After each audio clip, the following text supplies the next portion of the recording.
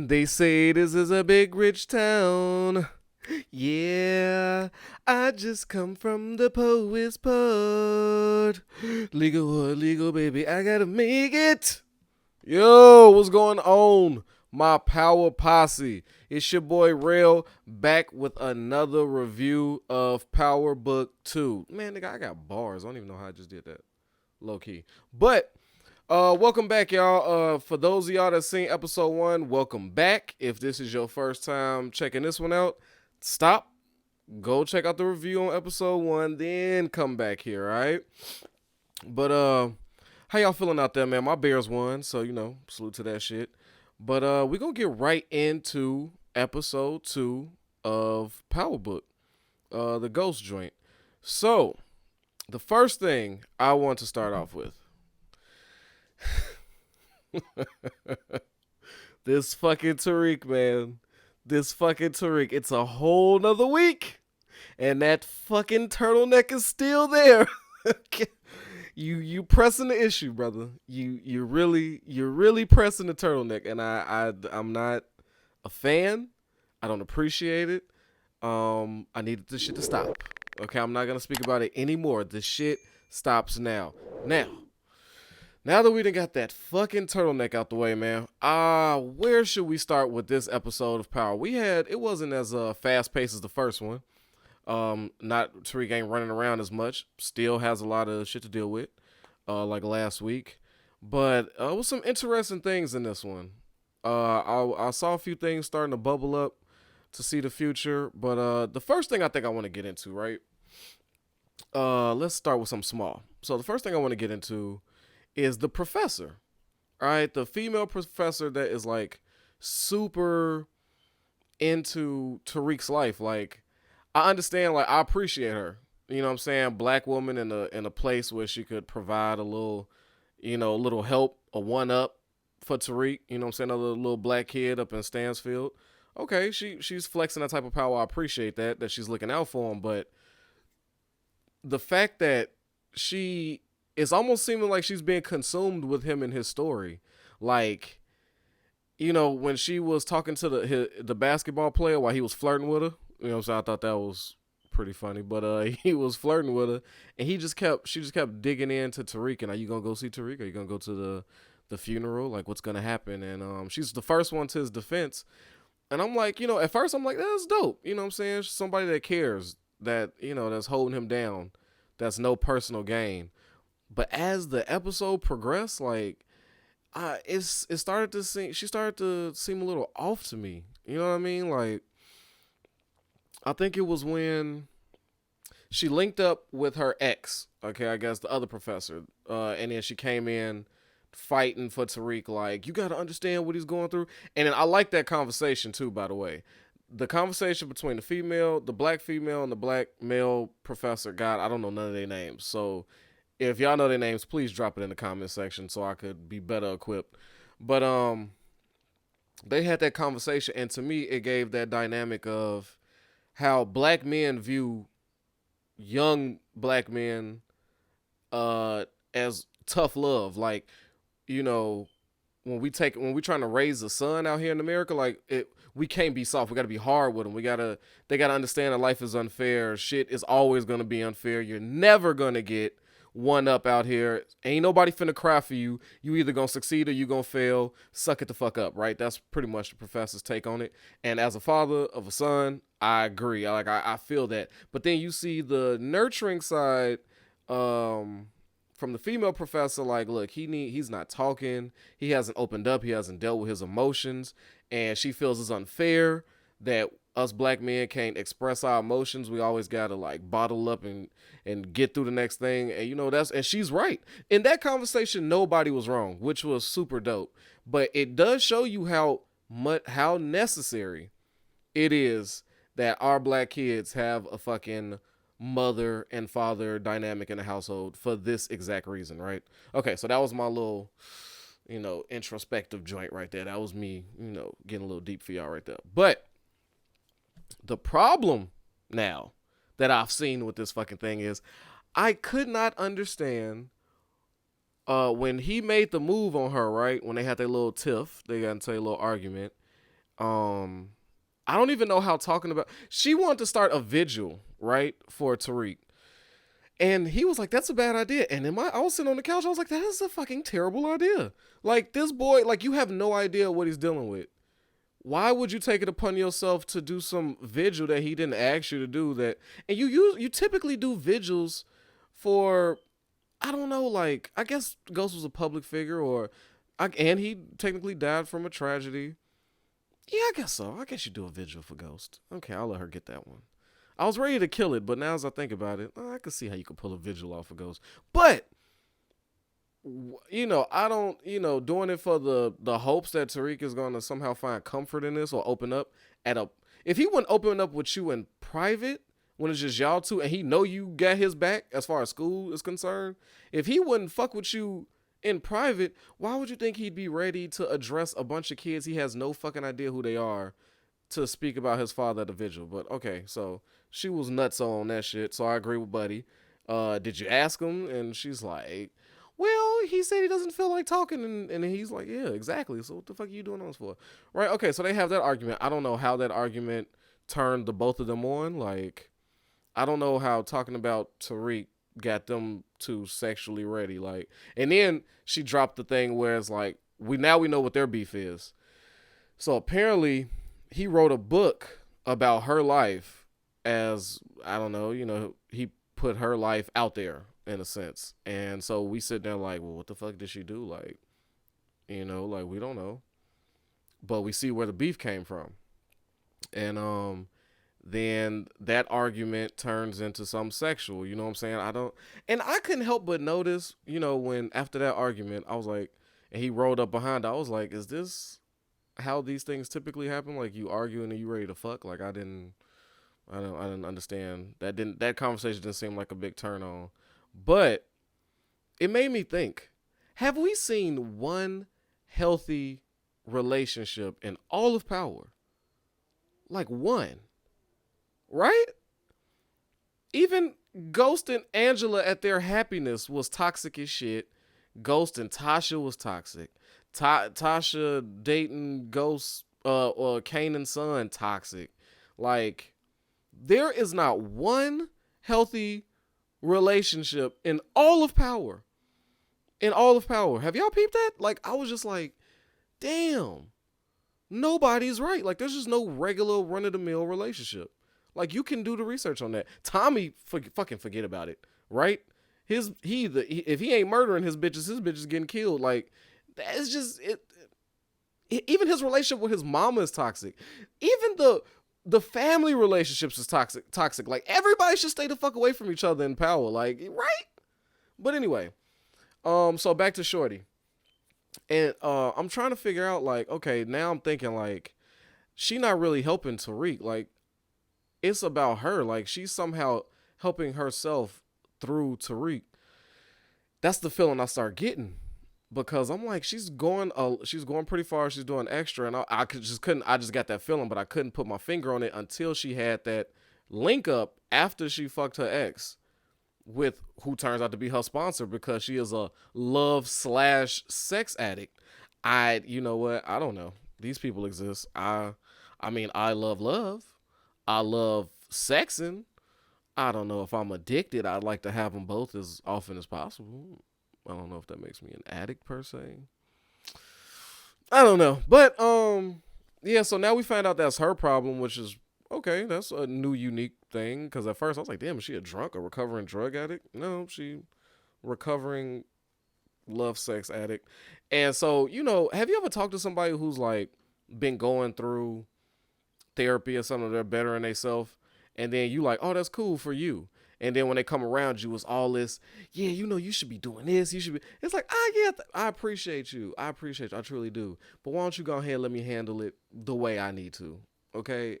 I'm glad that therapy works for you. That she brings that type of. That's what she brings to me. That's what I think of her. So I think in the future, Shorty is going to be doing a little too much when it comes to Tariq, and that's going to backfire somehow. She's either going to put her name on the line for him, or she's definitely she's gonna be using Tariq to fill some type of hole in her life, and Tariq is not the one you should do that with. That's my hot take as far as that professor in that situation. So next, what was the next big thing? That was something small. I feel like I went a little deep on that one, but it just fucked with me. It's the little shit sometimes. Let's talk about Tasha's case, okay? Now we update it. Now I know I went on my fuck Tasha, dumb Tasha rant, and it still holds true, cause I didn't understand like when Method Man came in there to talk to her and he brought the investigator in here with her, she instantly got defensive with the black chick that came in. Did y'all peep that? Like, if y'all got stars on that, like, rewind to that part. She instantly gave that lady attitude through the gate. And I'm like, why the fuck is she so mad? Like, these are the people that are here to get her out. She just seems I don't know if it's prison, but she just emotionally can't get her shit together. But now we're starting to see her trying to make moves in jail. Let's talk about the jail. She overhears one of the inmates needing the day after pill, and she ain't got no connects in prison. She got nothing. She in there by herself. So we see we see the show trying to give us a little how she's gonna maneuver in there and survive. So that's pretty cool. We kind of seen what is coming up next. I'm about to talk about. So now the case is federal, right? After she did that completely dumb shit in court last episode, now the case is federal. Now the whole thing is Method Man is now trying to. His whole purpose in this episode was to go to the judge and fight the fact that this is not a federal case, that they have some alternative what's the word I'm looking for? Alternative motives. Is that right? Alternative motives? Yeah, right.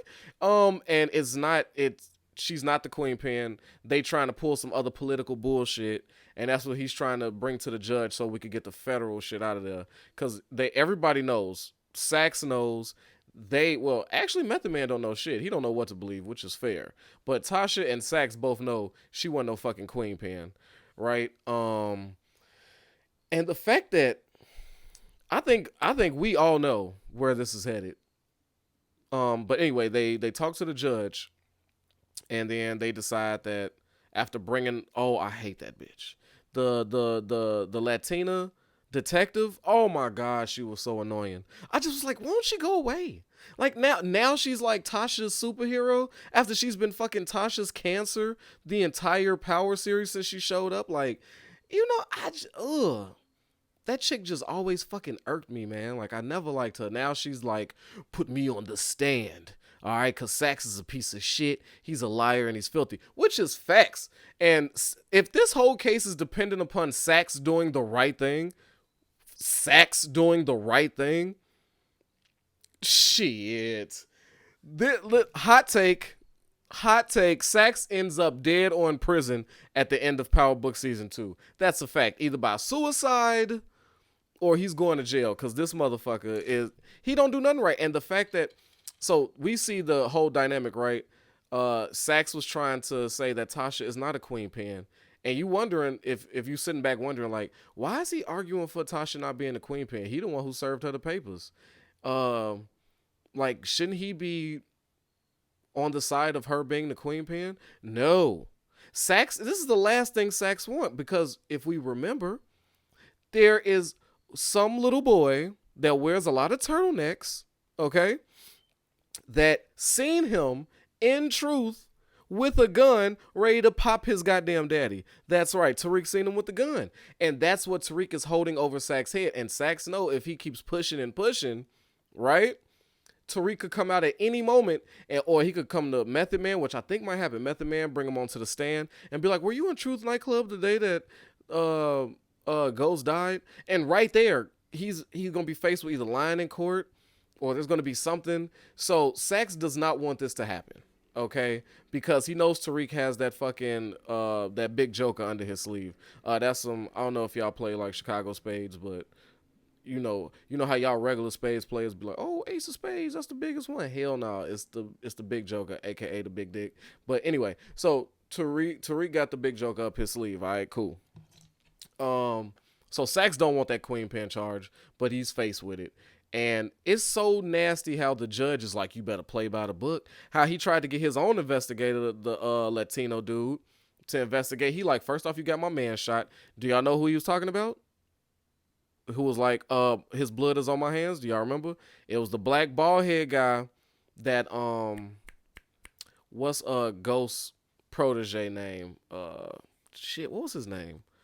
The Nigerian dude with the one that sang Rotimi. You know Rotimi, the singer. The one who got fried up in jail, who got burnt up, set on fire, right? He the one who killed the black dude. That's who blood is on Sack's hands, if you was wondering. So yeah, he got the black dude killed, right? So nobody fucks with Sax. And his dude broke him down perfectly. Like how one day you lose a case, you being investigated, you know what I'm saying? You was in jail for a couple days. You come out and now you got a promotion. All this shit is nasty and I don't want to be a part of it. Salute to that man. He should have stuck to that because Sax is only going to bring that nigga down. But so far, so good with the case. They wanted the other big struggle for Tariq.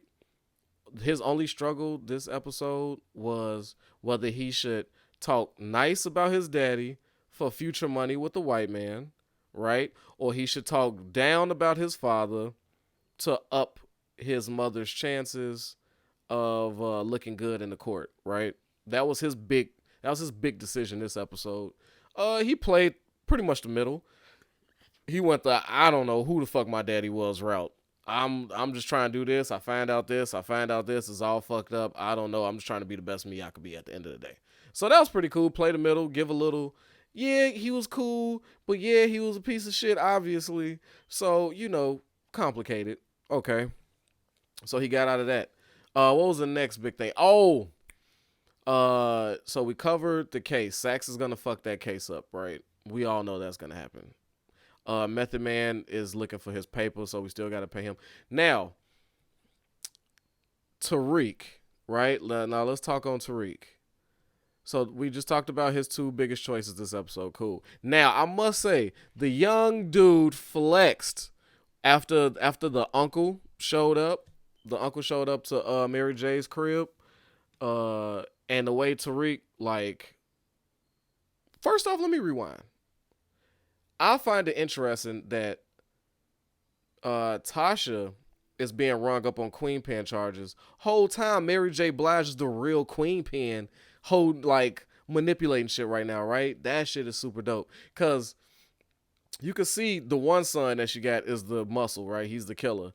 Then you got the girl who's brains and cute, and she's training another little version of her, right? And then the other brother, her other son, that was volunteering to take Tariq to school, you could tell he's more of the diplomat. He'll get the shit done, but he wanted to take Tariq because he probably is more interested in going to college than the family business. So that's a hot take. Look for that dude's feelings or his softer side, his not wanting to be a gangster side to fuck something up in the future. All right, I'm talking about the son with the mohawk that took the ratting ass uncle around the corner to have a conversation. That's the one I'm talking about. So the dude, her son, tried to threaten Tariq, right? We gotta give him a round of applause. We gotta do it because he came out on some gangster shit like, look, bro, you ain't gotta scare me. All right? Your uncle's a rat. I don't know how you don't see it. Boom, he breaks down the whole situation of a rat.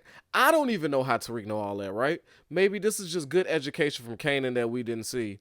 But Kanan was his second daddy. He learned how to be sneaky from his first daddy, Ghost. Then he learned all the nasty street shit from his second daddy, Kanan. So this nigga's a melting pot of just pure evil that's about to happen for a good cause, obviously.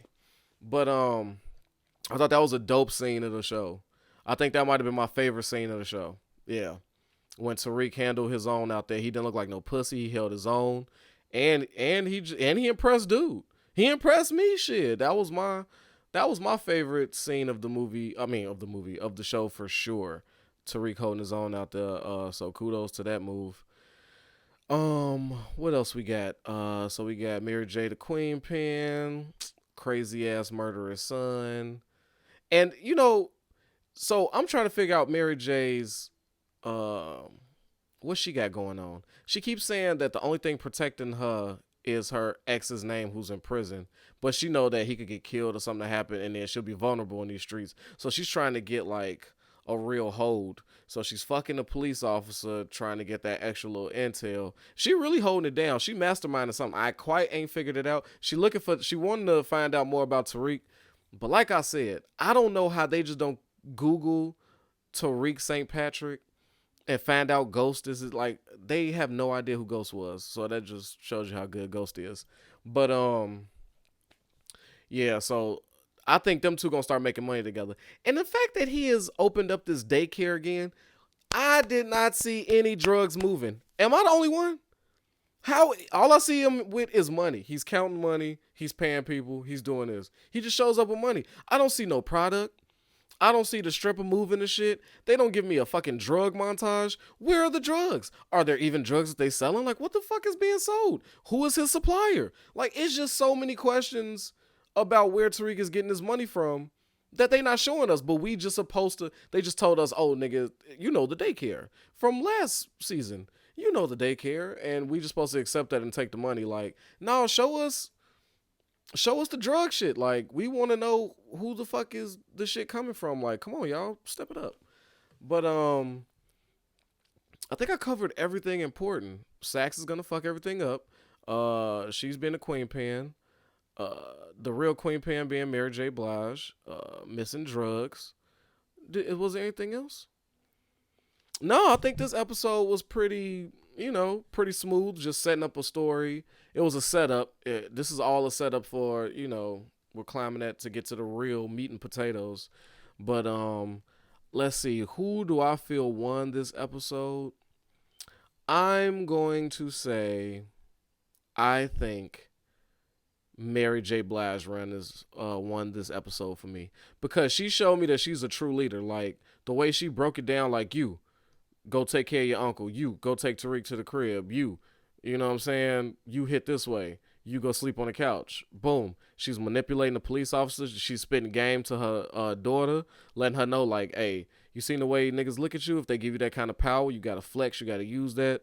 You know what I'm saying? I like the way Mary is claiming her gangster right now. She held it down. She held it down. So Mary J. Blige won this episode for me. Tariq showing that he ain't no bitch. He knows what a snitch is outside the truck with her son is my favorite scene. And who was fucking terrible in this shit? Who did I hate outside of Tasha? Because I could just say I hate Tasha every fucking episode. I'm going to go with, you know who I don't like? I do not think I like the professor lady. I don't think I like her. At first I did. She's sneaky as shit. She's got some fucked up shit going on. I don't like how she set up that vigil. That's so fucked up. He don't want to talk to all them people. She lost this episode for me. Like, stay out of other people's business. Like, just help when they need it. Like, don't push too hard. I ain't like that. You know what I'm saying? Fuck her. You know what I'm saying? Yeah, no good. But yo, I hope y'all enjoyed this breakdown, this review of episode 2, Power Ghost 2, Power Book 2, Ghost, episode 2. It's just a long ass title. I apologize, y'all. Like, for real. Like, us as a family, we need to come up with something with like the PBG 2. PBG 2. Yeah, that's what we call it, something like that. We're going to find an acronym for it. But yo, thanks for fucking with me, man. To my subscribers, man, I love y'all. I fuck with y'all. Hey, if this is one of y'all favorite things, man, share it with the other power people. Like, let's get the comments busting. Like, I'm here to have that conversation with y'all. If y'all think I missed something, put it in there. We could talk about it. Give me your predictions for the next episode. Don't go too crazy. Just give me your predictions for the next episode. What you see happening. All right? Let's be interactive with each other. Come on, man. This is power. Let's talk that shit. All right? And with that, man, your boy is out. Peace.